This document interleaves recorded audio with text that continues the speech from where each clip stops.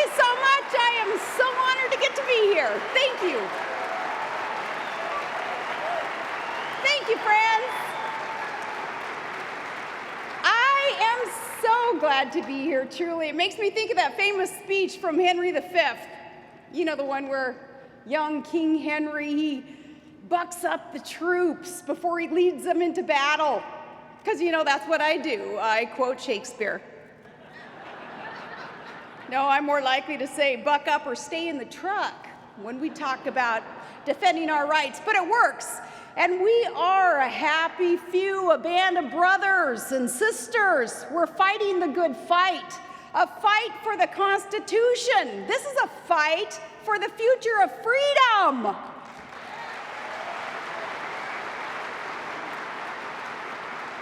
And as Henry said, those who are asleep in their beds, you know who they are. They tend to go by acronyms: CBS, ABC, MSNBC, NYT.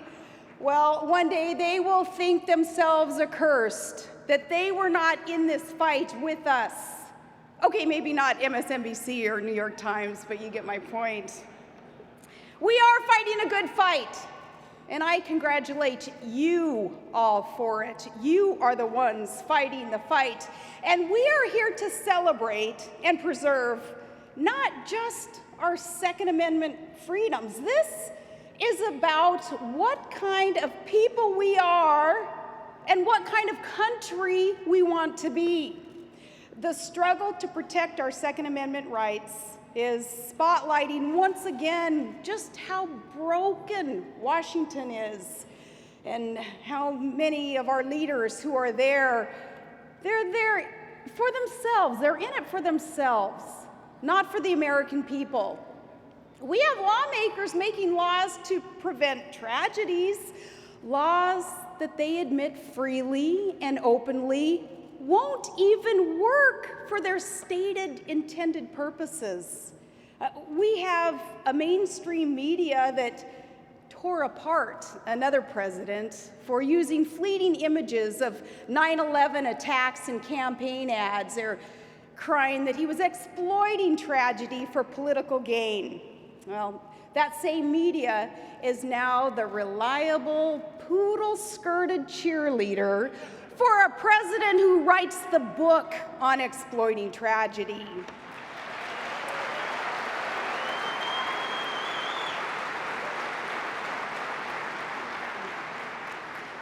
This president flying in grieving parents on Air Force One, making them backdrops in his perpetual campaign-style press events. Now, instead of leaders who offer real solutions, we have leaders who practice the politics of emotion. Now, emotion is a good and a necessary thing, but we have politicians exploiting emotion for their own agenda. And we have well-meaning Americans who are desperate to respond to heartbreak and to tragedy. As I say, emotion is a good and necessary thing.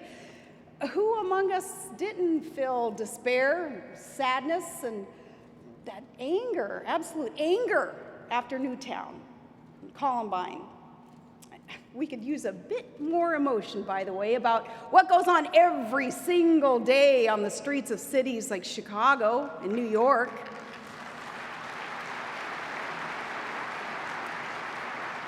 But here's the thing that Nancy Pelosi and Feinstein and Boxer, what those gals won't tell you. Emotion won't make anybody safer. Emotion won't protect the good guys' rights. And emotion is not leadership. The politics of emotion, it's the opposite of leadership. It's the manipulation of the people by the politicians for their own political ends.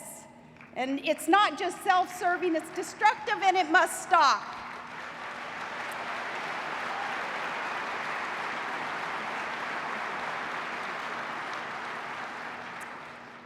We have these tragedies like Aurora, and immediately the question raised in Washington is, well, what can we do to limit the freedom of the people? But it's the wrong question. The question better asked is, what can we do to nurture and support a people capable of living in freedom? And you won't find that in some places today. Take New York City. The mayor there still bitterly clinging to the notion that government must control the people in all aspects of life. Of course, with all the far left-wingers there, you knew they'd want to ban guns, and even though the mayor and celebrities there are protected by their bodyguards who are armed with guns. It's the old, what's right for thee is not right for me. I tell you, the mayor there trying to ban the big gulp. Last time I saw some of my friends who are here for the NRA convention, last time I saw some of them, I was on stage doing a speech using a visual image to make a point about the big gulp ban. I took a sip of a big gulp, a visual that works. Well, now I see that the mayor of New York now wants to ban public displays of legal tobacco products. Can you imagine? I tell you, don't make me do it. Got to use a visual. No, but that's funny though. It's funny because Todd's been looking for this all morning. No, but a people capable of living in freedom. As usual, the men and the women who created this country and secured our freedom, they have the answer. They wrote our founding documents, our charters of freedom for a moral and a religious people. They understood that a free people must either nurture morality, they lose their freedom. John Adams said, our Constitution was made only for a moral and religious people. It is wholly inadequate for the government of any other. Not coincidentally for us here today, Adams wrote that to the officers of the Massachusetts militia when the young republic was on the verge of war with France. He reminded those officers who were charged with leading men armed with guns that the freedoms secured by the young republic take for granted a decent and a civil society. Now my hero, the late Margaret Thatcher, the late great Margaret Thatcher.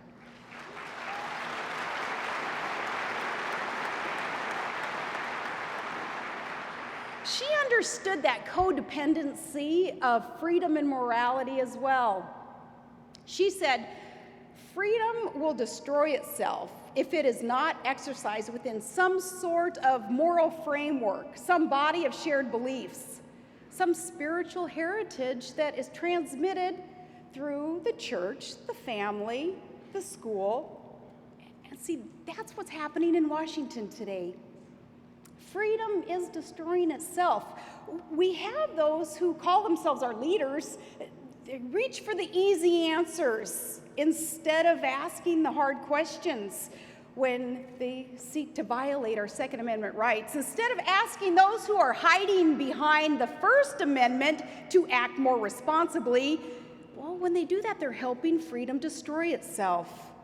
When the mainstream media stays silent, when a monstrous mass murder of innocent babies finally goes to trial, they stay silent, they're helping freedom destroy itself.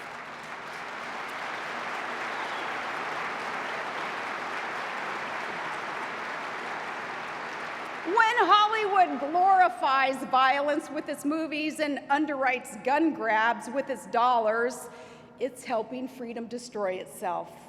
And when all of us, when any of us stand by as the American Family Foundation kind of atrophies, well, we're helping freedom destroy itself. So we have to ask ourselves, are we creating a culture that can live and thrive in freedom? Do we have leaders willing and able to help us nurture such a culture? Or are they willing, even eager, to sacrifice our freedoms instead? Now, Second Amendment rights, they're personal to me. As a mom, yeah, that's right, nickname for baby Trig, it's Trigger. My nephew's middle name is Remington. I could go on and on about the connections there. Hey, as the mother of a combat vet,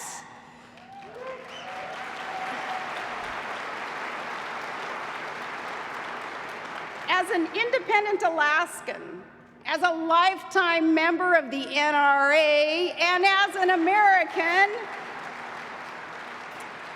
this fight is about what kind of people we are.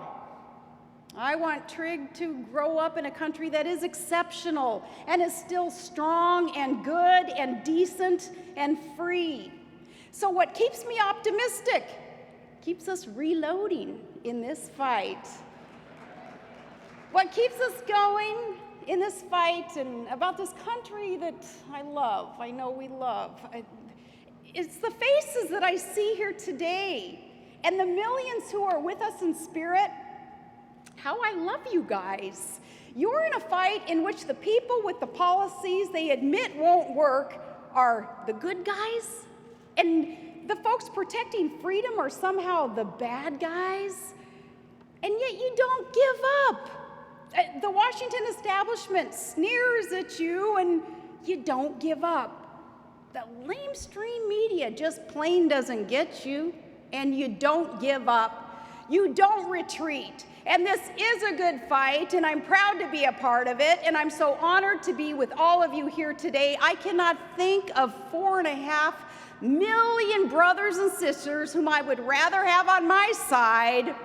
I thank you, NRA. I ask you all to keep the faith, stand up, and fight for our freedoms. God bless you, and God bless the United States of America.